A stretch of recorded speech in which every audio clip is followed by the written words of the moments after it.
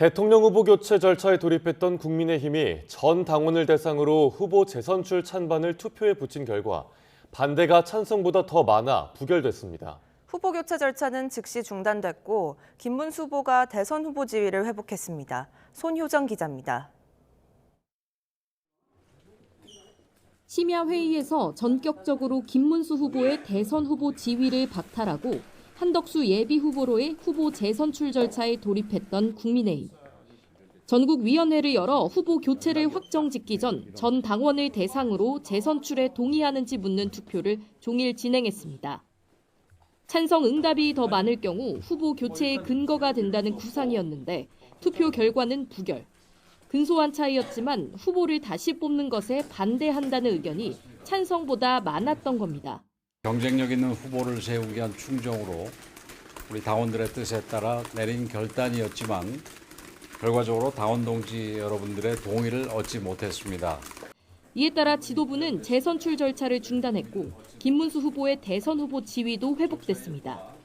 후보 재선출을 결단했던 권영세 비상대책위원장은 책임을 지고 물러나겠다는 뜻을 밝혔습니다. 단일화를 이뤄내지 못한 것은 너무나 안타깝습니다만 이 또한 저의 부족함 때문이라고 생각합니다. 모든 책임을 지고 제가 물러나겠습니다. 김문수 후보 측은 사필 규정이라며 즉시 선대위를 출범하고 빅텐트를 세워 반 이재명 전선을 구축하겠다고 밝혔습니다. 한덕수 후보에게도 끝까지 남아 이번 대선에서 함께해달라고 당부했습니다. 한덕수 예비 후보 측도 김문수 후보와 국민의힘의 대선 승리를 진심으로 바란다며 국민과 당원의 뜻을 겸허하게 수용하겠다고 밝혔습니다. 후보 교체 논란이 당원들의 반대로 한순간에 정리되면서 김문수 후보는 중앙선관위 후보 등록을 시작으로 대권 행보를 재개할 예정입니다. YTN 손효정입니다. 한동훈 전 국민의힘 대표는 당을 이 지경으로 몰고 간 사람들은 모두 직함을 막론하고 즉각 사퇴하고 제대로 책임져야 한다고 촉구했습니다. 한 전 대표는 국민의힘의 대선 후보 교체가 당원들의 반발로 무산되자 SNS에 올린 글에서 당원들께서 직접 친윤의 당내 쿠데타를 막아주셨지만 당은 이미 깊은 상처를 입었고 당원들은 모욕당했다며 이같이 적었습니다.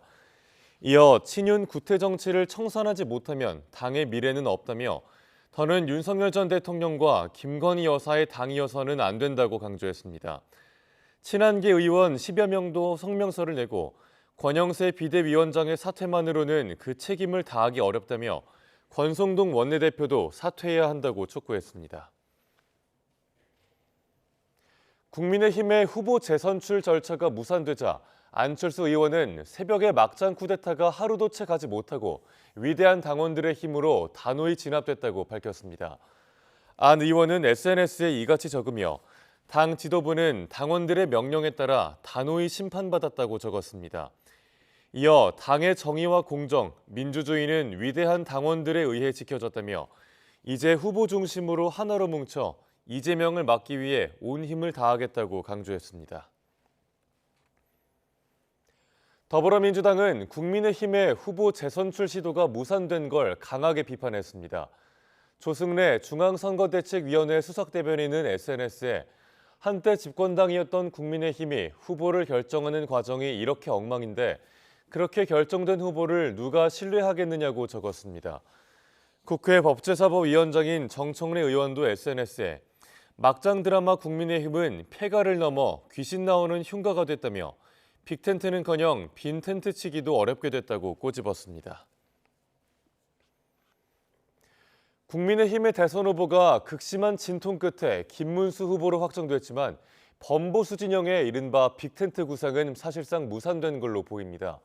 이낙연 전 총리는 불출마를 선언했고 이준석 개혁신당 후보는 선관위에 대선 후보로 등록하며 독자 행보에 속도를 냈습니다. 신윤정 기자입니다.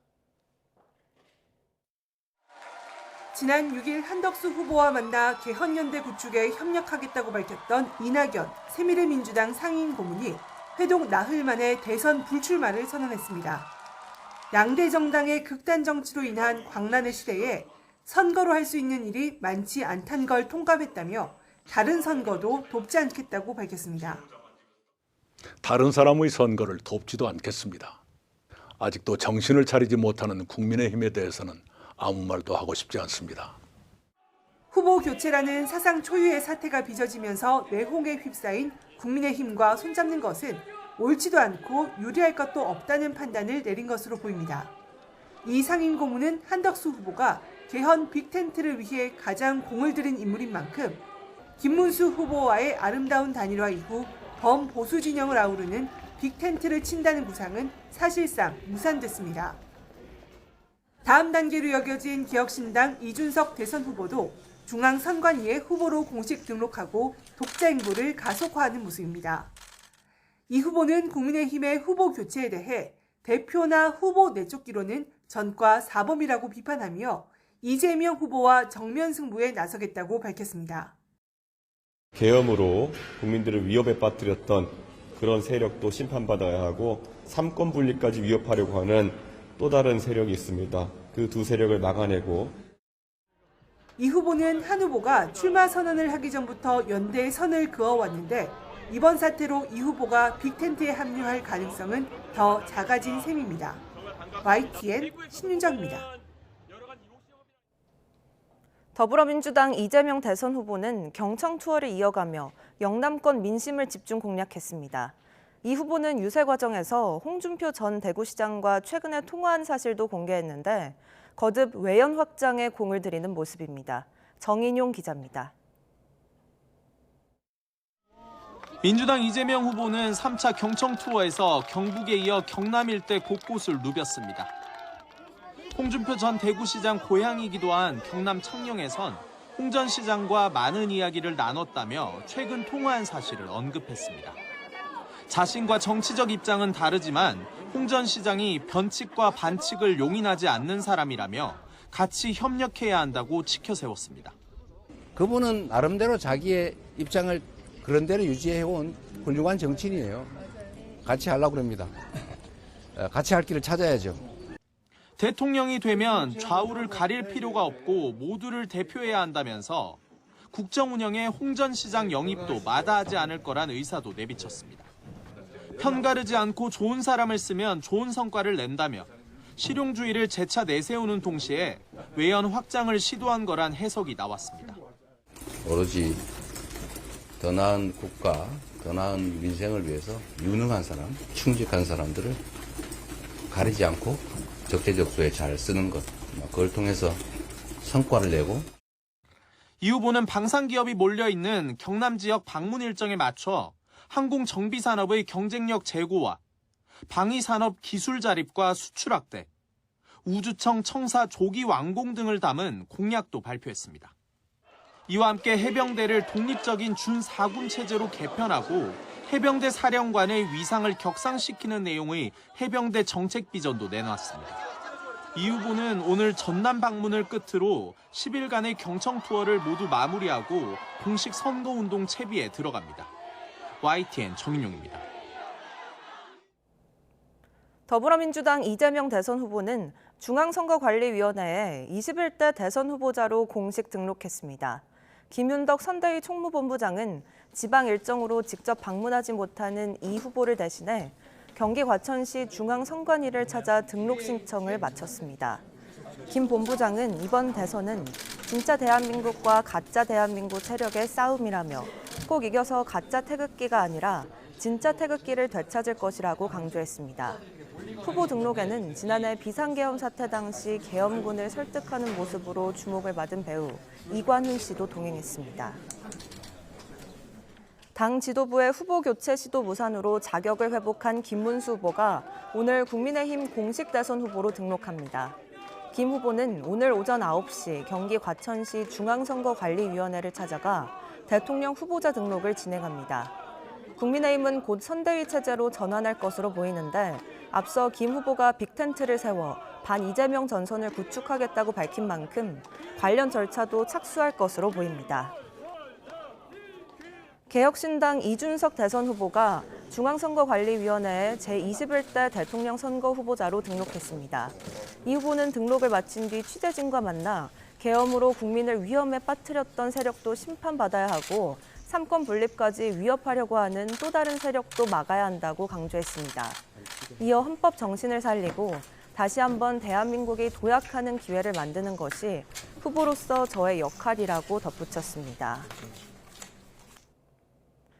이재명 민주당 대선 후보의 대법원 판결을 둘러싼 논란과 관련해 오는 26일 전국 법관 대표회의가 열립니다. 전국 법관 대표회의는 그동안 사법부 주요 현안에 대한 일선 판사들의 목소리를 수렴해 왔는데요. 특정 판결과 관련해 회의가 열리는 건 사실상 처음인데 공방이 예상됩니다. 차정윤 기자입니다. 지난 2003년 대법관 제청 관행 논란으로 처음 소집됐던 전국 법관 대표회의는 사법행정과 법관 독립에 대한 일선 판사들의 의견을 표명해왔습니다. 2017년 양승태 전 대법원장 시절 판사 블랙리스트 의혹을 계기로 회의체가 상설화됐는데 당시 전국 대표 법관들은 사법농단에 연루된 판사들을 탄핵해야 한다는 결의안을 통과시켰습니다. 탄핵 소추 절차까지 함께 검토되어야 할 중대한 헌법 위반 행위라는 데 인식을 같이 한다. 전국 법관회의는 1년에 2번, 정기회의 외에도 의장 직권이나 구성원의 5분의 1 이상이 요청하면 임시회의를 열 수 있습니다. 지난 1월 서부지법 습격 사태 때도 법관회의는 즉각 임시회의를 소집해 비판의 목소리를 냈습니다. 하지만 이번 이재명 민주당 대선 후보의 선거법 위반 상고심과 관련해선 전국 법관 대표들의 의견이 하나로 모일지 미지수입니다. 법원의 특정 판결과 관련해 회의가 열리는 건 사상 초유인데 이미 법관들의 의견 충돌이 수면 위로 드러나고 있기 때문입니다. 임시회의 소집부터 한 차례 투표 기간을 연장한 끝에 이뤄졌는데 찬성 의견보다 반대 의견을 밝힌 법관 대표들이 더 많은 것으로 전해졌습니다. 회의에서도 법원의 정치적 중립 논란과 사법부 압박에 대한 대응 등 주요 쟁점을 둘러싸고 치열한 격론이 예상됩니다. 안건은 출석 인원 과반의 찬성으로 의결됐겠지만 절반을 넘기지 못할 경우 별도의 입장 없이 회의가 마무리될 전망입니다. YTN 차정은입니다.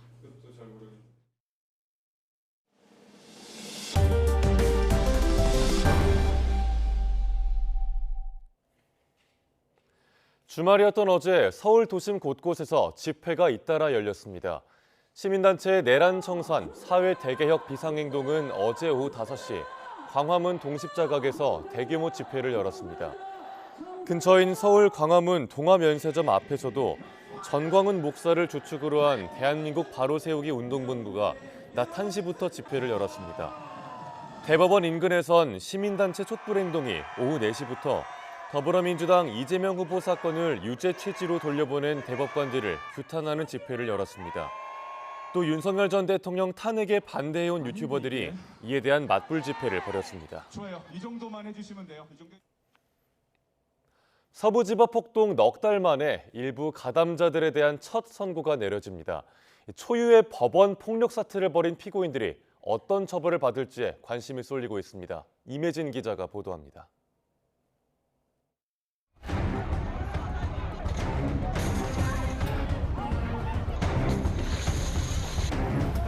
지난 1월 윤석열 전 대통령에 대한 구속영장이 발부되자 서울 서부지방법원 앞을 메웠던 시위대는 법원 안까지 침입했습니다. 영장을 발부한 판사를 찾겠다며 법원 곳곳을 뒤지고 집기를 부쉈습니다.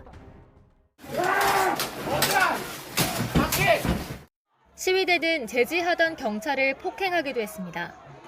검찰은 한 번에 63명을 무더기로 기소하는 등 법원 폭력 사태 가담자 100명 정도를 줄줄이 재판에 넘겼는데 일부 피고인에 대한 첫 선고가 이번 주에 내려집니다.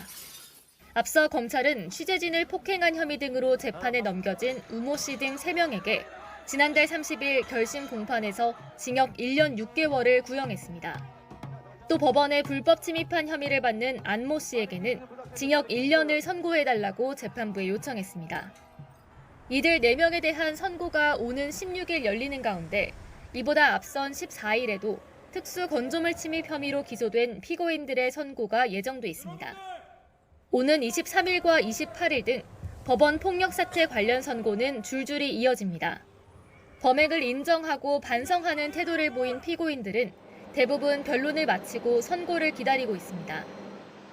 반면 공소 사실을 부인하고 검찰이 증거로 제시한 현장 영상이 조작됐다고 주장하는 피고인들의 경우 1심 결론이 나오기까지 좀 더 시간이 걸릴 것으로 전망됩니다. 초유의 법원 폭력 사태 넉 달 만에 첫 선고를 앞두고 가담자들에게 어떤 처벌이 내려질지 관심이 모아지고 있습니다. YTN 임혜진입니다. 우리 국민의 절반 이상이 장기적인 울분 상태에 놓여 있다는 조사 결과가 발표됐습니다. 세상이 불공정하다고 느낄수록 울분 정도가 높은 걸로 나타났는데 비상계엄 사태 등 최근의 정치 상황도 사람들의 심리에 영향을 미친 걸로 해석됩니다. 정현우 기자가 보도합니다. 답답하고 분한 감정이 들 때 사람들은 울분이 치민다고 말합니다. 울분이요? 열심히 했는데 한 만큼 결과가 안 나왔을 때 화도 나고 슬프기도 해서 그때 울분 많이 느끼는 것 같아요. 그런데 우리 국민 절반 이상이 장기적 울분 상태라는 조사 결과가 나왔습니다. 서울대 보건대학원 연구진이 성인 1,500명을 상대로 설문조사한 결과를 보면 울분 정도가 중간 수준인 경우가 42.1%, 심각 수준이 12.8%로 나타났습니다. 둘을 합친 장기적 울분 상태는 54.9%였습니다. 사회가 공정하지 않다고 믿을수록 울분 정도가 높게 나타났는데 세상이 기본적으로 공정하다고 생각하느냐는 질문에 그렇지 않다고 답한 비율은 70%에 달했습니다. 그러니까 자산소득이죠. 그것을 이겨낼 수 없는 환경, 열심히 노력했는데 그 이상의 것을 가질 수 없고 공정하게 부의 배분이 되고 있다고 생각하진 않아요. 울분을 느끼게 하는 원인 1위는 입법, 사법, 행정부의 비리나 잘못 은폐, 2위는 정치 정당의 부도덕과 부패가 꼽혔습니다. 지난해 말 비상계엄 사태로 인한 혼란이 이런 판단에 영향을 미쳤을 거란 해석도 나옵니다. 한국의 지금 정치적인 상황도 조금 더 사람들에 대한 울분을 조금 더 크게 키우지 않았나 싶습니다. 가중된 피로감을 느끼는 게 아닌가라고 생각이 듭니다. 이런 사회적 울분 정도를 낮추기 위해선 먼저 사회가 공정하다는 믿음이 회복돼야 한다는 지적입니다. 기본으로 챙기고 있던 신념을 깨거나 위배할 때 모욕감이나 배신감 같은 거 함께 분노가 일어나는 것을 울분이라고 보거든요. 특히 정치적인 사안이 사람들이 울분을 느끼는데 큰 영향을 미칠 수 있다는 점에서 정치권의 변화 노력이 필요하다는 조언도 나옵니다. YTN 정현우입니다. 서울을 비롯한 전국 모든 버스 노조가 내일 일제히 조정 신청을 내기로 했습니다. 조정이 결렬되면 28일에 동시 파업에 돌입하겠다는 건데 통상임금 판례를 둘러싼 분쟁이 확산하는 양상입니다. 보도에 김현아 기자입니다. 전국 22개 지역버스 노조들이 내일 동시에 임단협 조정 신청을 냅니다. 서울 버스노사의 쟁점인 통상임금 관련 임금체계 변경 문제가 전국 이슈로 확대되는 겁니다. 앞서 서울시는 현재 임금체계에서 통상임금 판례를 따르게 되면 연간 1,700억 원을 추가 부담하게 될 것으로 전망했습니다. 또 기본급 상승에 따라 수당도 오르면서 버스에 투입할 재정이 눈덩이처럼 커질 거라고 우려합니다. 하지만 노조는 통상임금 문제는 사법 판단을 구할 문제로 임단협 대상이 아니라고 일축했습니다. 게다가 개별 사업장별로 어떤 상여금이 통상임금에 포함될지 법정 공방이 이어지는 상황에서 사측이 일반 계산한 통상임금 상승분을 전제로 임금 체계를 불리하게 바꾸려 한다며 반발이 큽니다. 소송에서는 정작 저희 상여금이 통상임금에 해당이 되지 않는다고 적극적으로 다투고 있습니다. 이율 배반적으로 교섭대에 갑자기 통상임금 문제를 갖고 와서 엄청난 임금 인상이 된다. 하지만 사측에선 기존 임금 체계에 바뀐 통상임금 판례를 적용하면 인건비를 감당할 수 없고 임금 개편이 늦어지면 그만큼 추후 감당해야 할 통상임금 부담분도 늘어 개별 판결 결과를 기다리기 어렵다는 입장입니다. 노조는 올해 20% 이상 임금을 한꺼번에 올리자는 겁니다. 이는 서울시의 재정 악화와 시민들의 부담으로 전가됩니다. 저희는 직원들이 기존에 받던 급여를 100% 인정하고 그 전제에서 인상폭을 협상하자는 것입니다. 노조는 조정 결렬 시 28일 전국 버스 4만여 대가 첫 동시 총파업에 돌입할 거라고 밝혔습니다. 하지만 현실적으로 노사 모두 버스업계나 버스 준공영제를 운용하는 지방정부의 재정 한계를 알고 있는 만큼 노사 모두 파국으로 치닫기 전 해결책을 찾으려는 노력은 이어갈 전망입니다. YTN 김현아입니다. 법정 정년은 60세로 유지하되 근로자가 원할 경우에 65세까지 일할 수 있도록 앞으로 기업에 계속 고용 의무를 지게 하자는 경제사회노동위원회 공익 제언이 나왔습니다. 정년 일괄 상향을 주장하는 노동계와 노사협의로 계속 고용 방식을 정하자는 경영계 요구를 일부 수용한 절충안인데요. 그런데 노동계와 경영계 모두 반발하고 나섰습니다. 그 이유는 뭔지 백종규 기자가 전해드립니다. 급속한 고령화와 노인 빈곤 문제 등으로 정년 연장 논의는 더는 미룰 수 없는 시대적 과업이 됐습니다. 이런 상황 속에 경사노위가 정년 연장 대신 계속 고용 의무제 카드를 꺼내들었습니다. 노사가 자율로 임금 조정 등을 합의해 근로기간을 연장하면 존중하고 합의가 어려우면 사업장에 65세까지 고령자 계속 고용 의무를 부여하겠다는 게 핵심입니다. 직무와 근로시간을 그대로 유지하되 합리적 이유가 있으면 근로시간 단축이나 직무 변경을 할 수 있다는 내용도 담았습니다. 그러면서 2033년까지 단계적 적용을 권고했습니다. 2년간 유예기간을 부여하고 2028년부터 2031년까지 매 2년마다 1년씩, 2032년부터는 매년마다 1년씩 계속고용 의무기간을 연장하는 것이 필요합니다. 공익위원들이 낸 제언은 강제력이 없지만 노동계와 경영계는 모두 반발하고 나섰습니다. 우선 노동계는 고령자 소득 공백 해소와 고용 안정을 위해 국민연금 수급 개시 연령과 법정 정년을 갖게 하는 65세 정년 연장안 도입이 필요하다고 재차 강조했습니다. 경영계는 재고용 의무 강제는 사실상 정년 연장과 다름없고 정작 핵심인 임금체계 개편 방안은 빠져 있다며 받아들일 수 없다는 입장입니다. 서로 간극만 확인한 셈인데 학계와 시민단체 전문가들은 노인 연령 기준을 70세까지 올리고 더불어 고용기간도 늘려야 한다고 거듭 촉구하고 나섰습니다. 지지부진한 정년 연장 논의 해결의 공은 결국 차기 정부의 몫으로 남게 됐지만 입장차가 커 진통이 계속될 것으로 보입니다. YTN 백종규입니다. 우리 경제의 성장 잠재력인 잠재 성장률이 이대로 가다간 불과 22년 뒤에 마이너스가 될 거란 경고가 나왔습니다. 경제가 역성장한다는 이야기는 전체 소득과 국가의 기능이 훼손된다는 이야기죠. 막을 방법은 있는데 문제는 실천입니다. 이승은 기자가 보도합니다.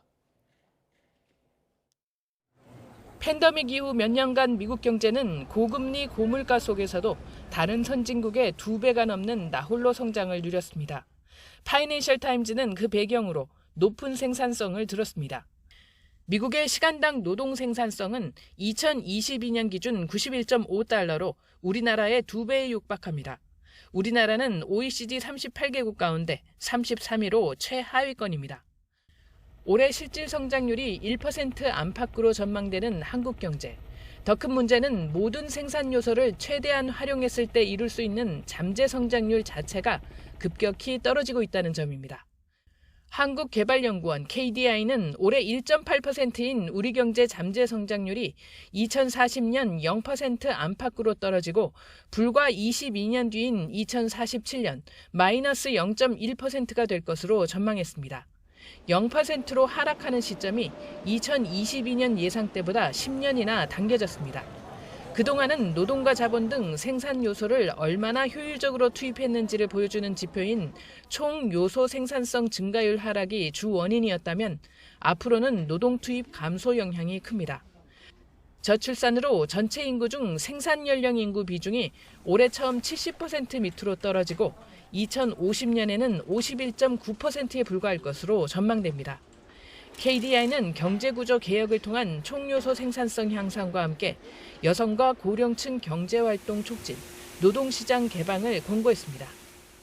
혁신 기업들이 시장에 좀 더 진출할 수 있도록 여건을 마련하고 또 경쟁을 제한하는 규제를 개선할 수 있다면 생산성 향상에 도움이 될 것 같습니다.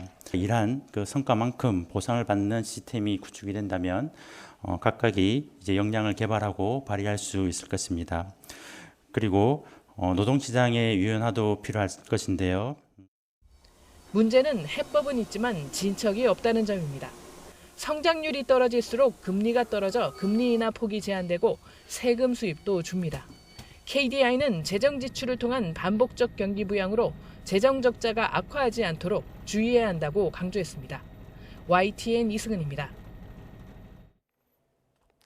SK텔레콤 해킹 사태 이후 유심 교체가 이뤄지곤 있지만 물량이 부족해 속도는 여전히 더디기만 합니다.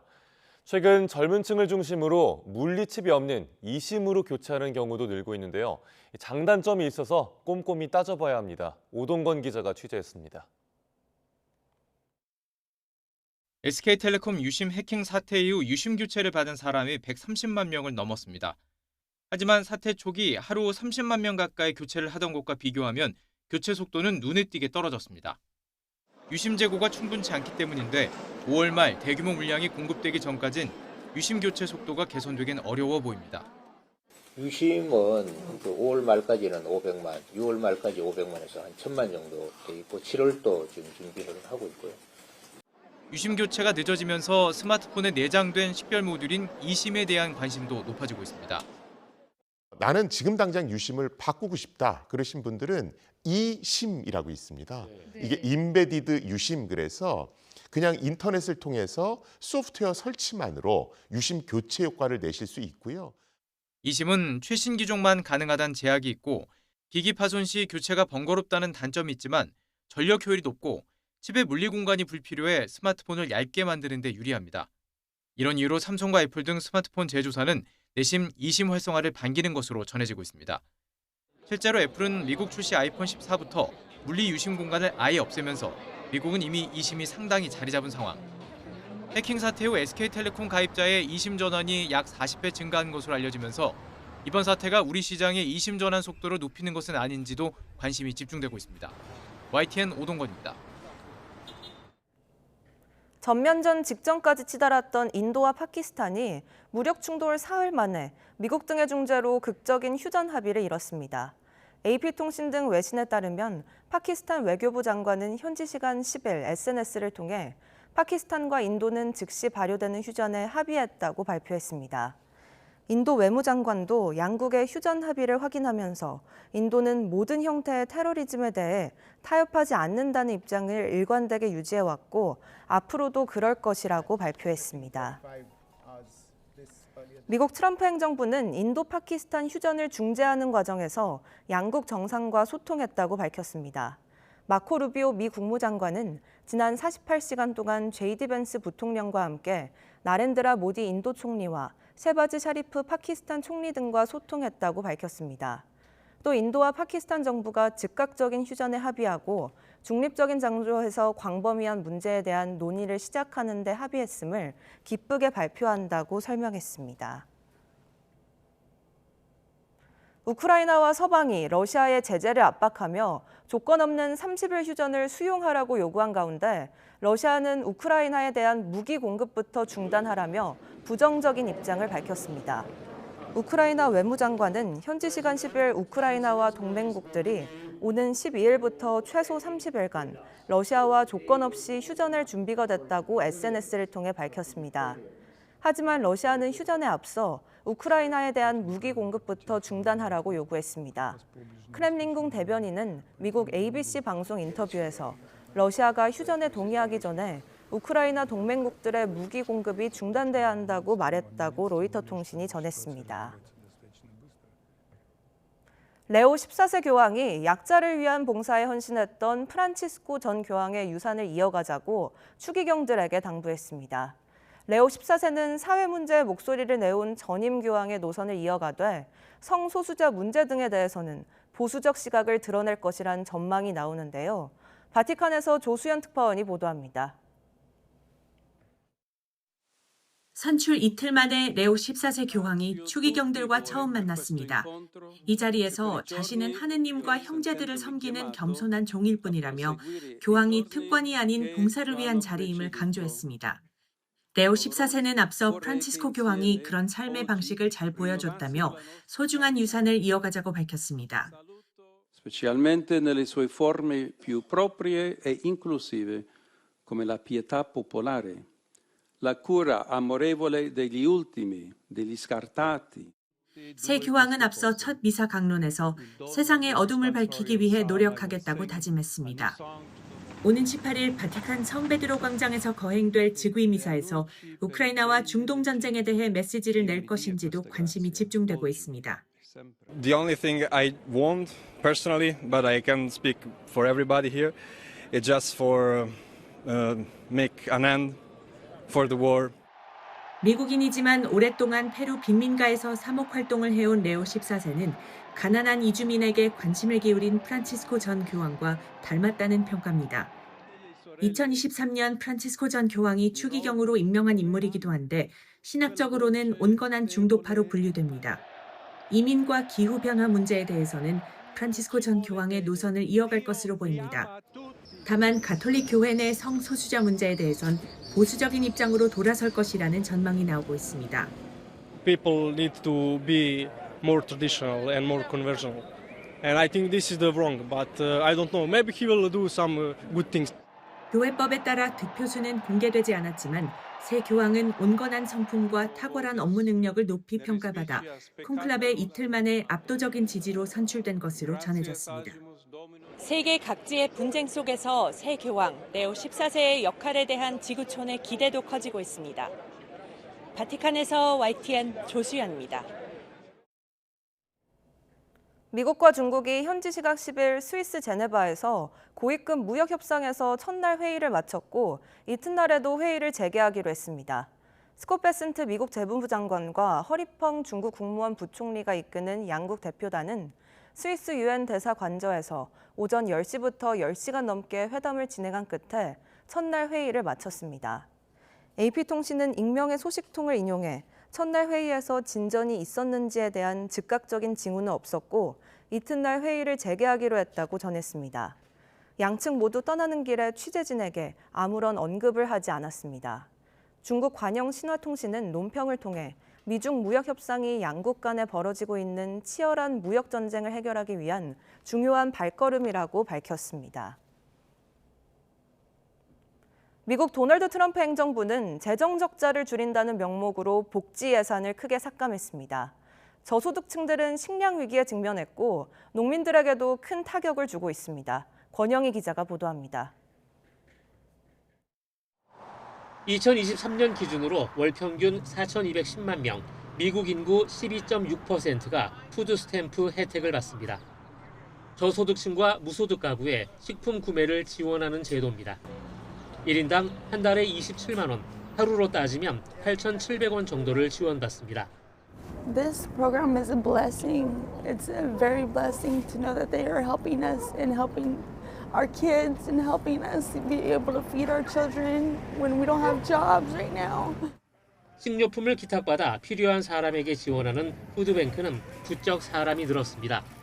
It's hard for a retired person to get what you need in what I say with food. Because you have to also pay for the rent, you have to pay for your medications. 요즘엔 생활이 빠듯해진 중산층들도 많이 찾습니다. Even people who have full-time jobs. I mean, my husband, he works full-time. He has a quote-unquote good job, but I mean, it's the military, and even the military can't afford things. 저소득층을 위한 이런 프로그램이 위기에 처했습니다. 트럼프 행정부가 연방 자금을 삭감하거나 동결해 10억 달러, 우리 돈 1조 5천억 원의 지원금이 끊기게 됩니다. So it's a really significant drop-off that we're seeing since the impacts of everything that's happening at a federal level. 농산물을 안정적으로 판매할 수 있었던 주요 시장을 잃은 농민들에게도 타격이 큽니다. This community is going to affect too much that even we could just stop doing business because the area that we are is just like that. 미국 식료품 물가는 지난 5년 동안 28%나 올랐고 미국인 13.5%는 식량을 제대로 구하지 못해 위기감을 느끼고 있습니다. 전문가들은 이번 예산 삭감이 단순한 복지 예산 축소를 넘어 미국 전역의 식량 안보 위기를 심화시킬 것이라고 경고합니다. YTN 권영입니다.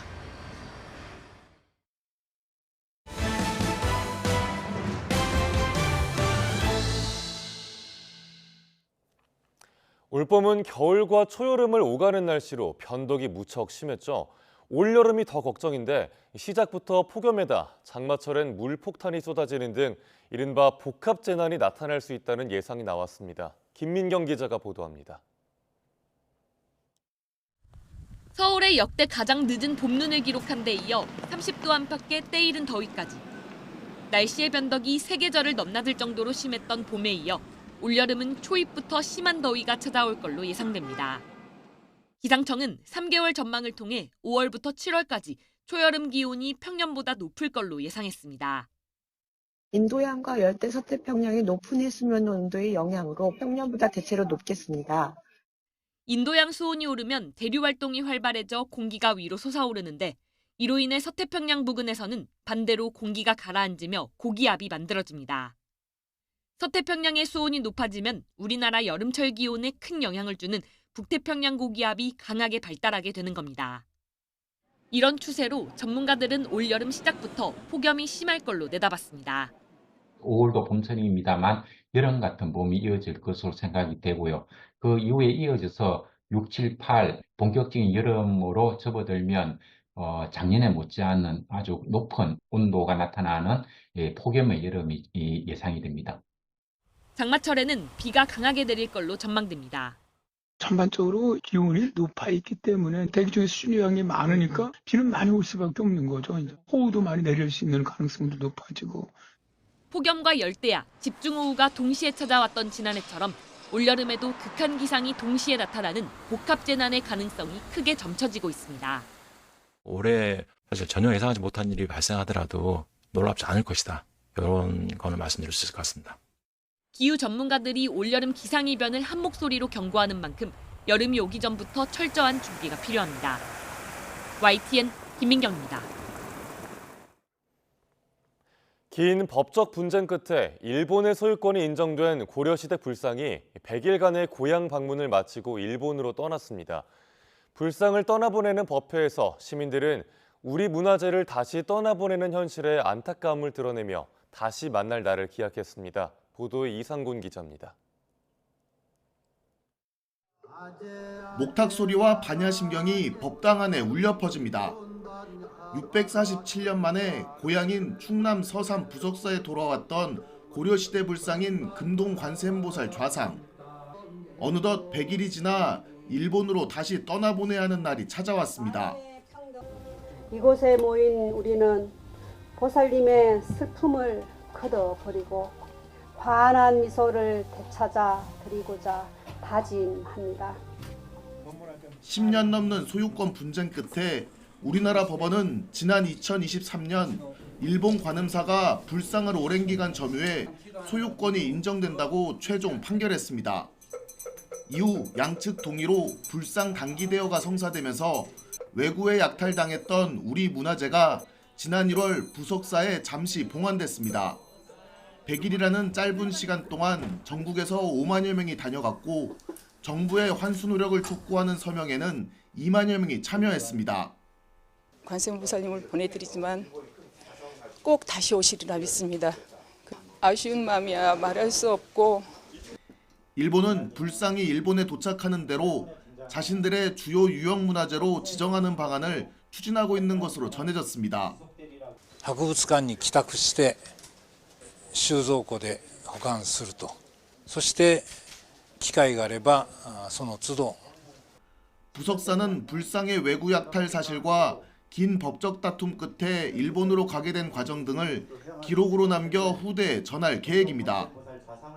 100년이 지나도 과거의 문제를 풀지 못한다면 한일 관계는 진전될 수 없다라고 생각합니다. 그래서 약탈된 문화재는 적어도 제자리에 돌아와야 되고 또 우리 선조의 유해가 묻힌 무덤에 흙을 가져와 추모 공간을 마련하고 약탈 추정 문화재들의 환수를 위한 노력도 계속 이어나갈 것이라고 강조했습니다. YTN 이상곤입니다. 한국 현대사에서 지성의 상징이라는 평가를 받던 잡지의 사상계가 55년 만에 복간됐습니다. 단순한 복간을 넘어 시대 변화에 맞는 종합 지식 플랫폼으로 자리매김하겠다는 게 목표입니다. 박순표 기자가 보도합니다. 장준하는 1953년 사상계를 발행해 자유, 민주, 반독재 투쟁의 장을 열었다. 1953년 독립운동과 장준하 선생이 창간한 사상계입니다. 김지하의 시 오적 때문에 1970년 잡지가 폐관될 때까지 한국 지성의 상징으로 자리 잡았습니다. 20년 가까운 세월 동안 최대 발행 부수가 10만 부에 이를 정도로 한국 현대사에 큰 영향을 미쳤습니다. 55년 만에 사상계가 돌아왔습니다. 문명 전환의 서곡을 주제로 현대 사회가 직면한 위기와 대안을 정치, 신기술과 인간, 사회적 연대 등 다양한 스펙트럼으로 조명했습니다. 각 분야의 석학과 전문가들이 필진으로 참여했습니다. 사상계가 각 부분에서 소위 문화 부분도 있고 환경 부분도 있고 뭐 정치도 있고 한데 그 부분에서 자신들이 선택하는 것에 대해서 최소한도 이것이 정과 부정은 알아야 되겠다. 그걸 가르쳐주는 잡지가 돼야 되겠다. 잡지로는 처음으로 양면형 인쇄에 정기 구독으로만 배포되는 것도 특징입니다.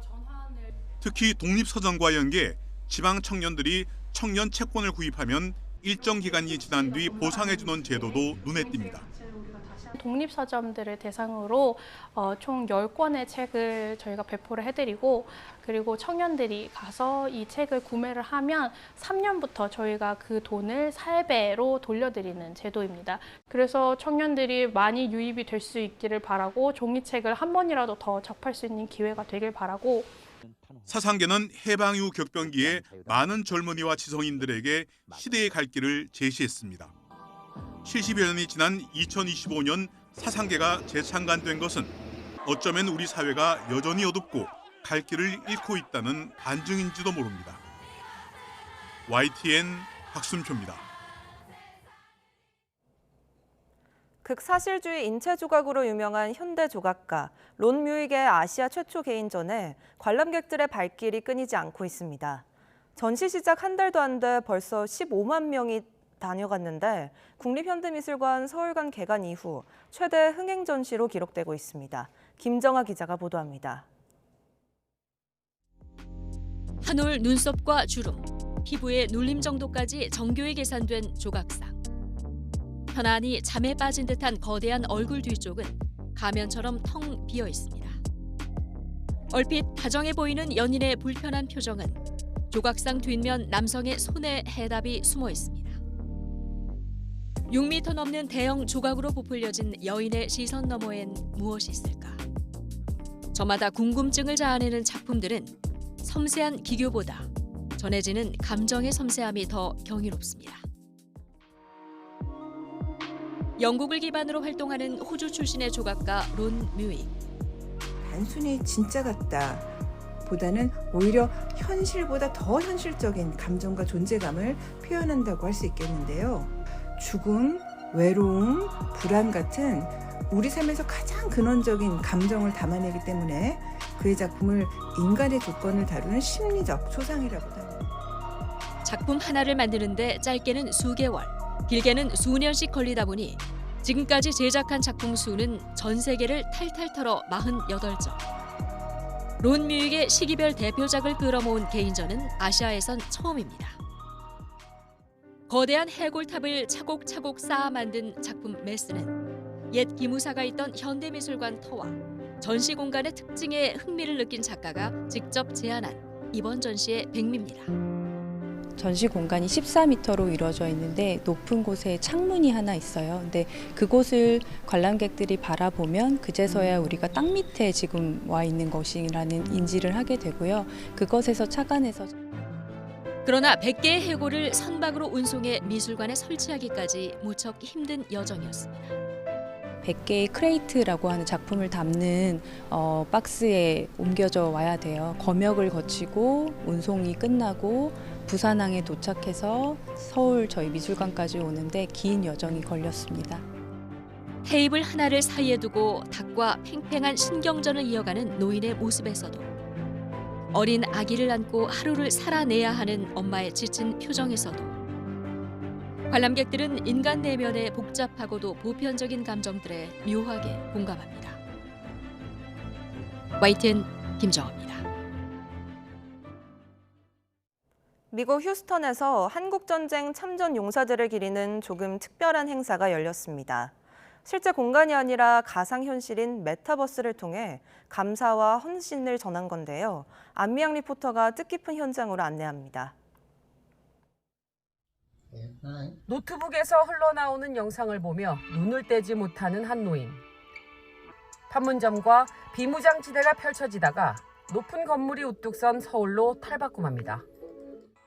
70여 년 전 한국전쟁에 참전했던 맥스 존슨 씨의 기억 속 한국과는 너무나 다른 풍경입니다. When I left in 1952, there were very few structures outside of the city of Seoul that we saw that were more than 2 stories high. There were very few of them. Most of them were less than that. And the houses were mud. 무심히 세월만 흘러 한국의 현재를 직접 보고 싶어도 볼 수 없는 고령의 용사 등을 위해 마련된 자리. AI 기술을 통해 비무장지대와 판문점 등 역사적 장소와 한국의 발전상까지 다국어로 구현됐습니다.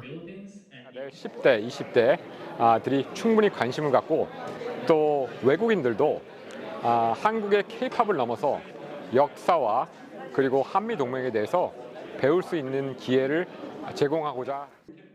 현장에는 참전용사 후손과 대학생, 한인 동포 등 150여 명이 함께해 의미를 더했습니다. 대한민국의 평화와 민주주의를 지키기 위해 청춘을 바쳤던 참전용사의 헌신은 젊은 세대에도 큰 울림이 됐습니다. The areas of South Korea looked like before the war, and then what's happened with those same areas now, you know, so that they can see, look, we did fight in the war and we did stop the North Koreans from taking over the South Korean area, and look at what has happened now that the South Koreans were able to stay free. 한미동맹의 가치를 되새기고 세대를 넘어 마음을 잇는 특별한 만남이었습니다. 미국 휴스턴에서 YTN 월드 안미양입니다. 발 부상으로 한 달 동안 쉬었던 토트넘의 손흥민이 유로파리그 결승전 복귀를 예고했습니다. 손흥민은 팀의 유로파리그 결승 진출 포스터를 SNS에 공유하면서 조만간 경기장에서 만나요라고 적었습니다. 지난달 11일 프랑크푸르트와의 유로파리그 8강에서 발을 다친 손흥민은 7경기째 결장했습니다. 토트넘은 오는 22일 맨유와 유로파리그 결승전을 치르는데 손흥민은 이르면 내일 크리스털 팰리스와 EPL 경기에서 복귀할 것으로 현지 매체들은 전망하고 있습니다.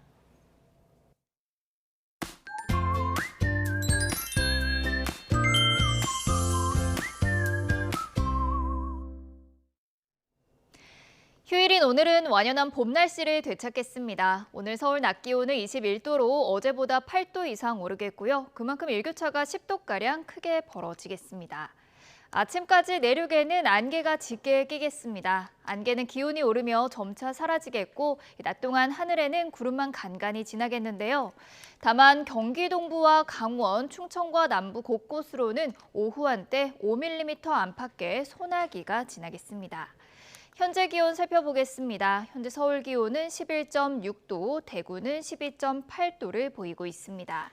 낮 기온은 어제보다 크게 올라서 따뜻하겠는데요. 서울이 21도, 대전과 대구는 22도를 보이겠습니다. 남은 한 주간 때일은 초여름 날씨가 이어지겠고요. 목요일 남해안과 제주도에는 비가 내릴 전망입니다. 지금까지 날씨 정보였습니다. 뉴스타트 1부 마칩니다. 잠시 후 2부가 이어집니다. 시청해주신 여러분 고맙습니다.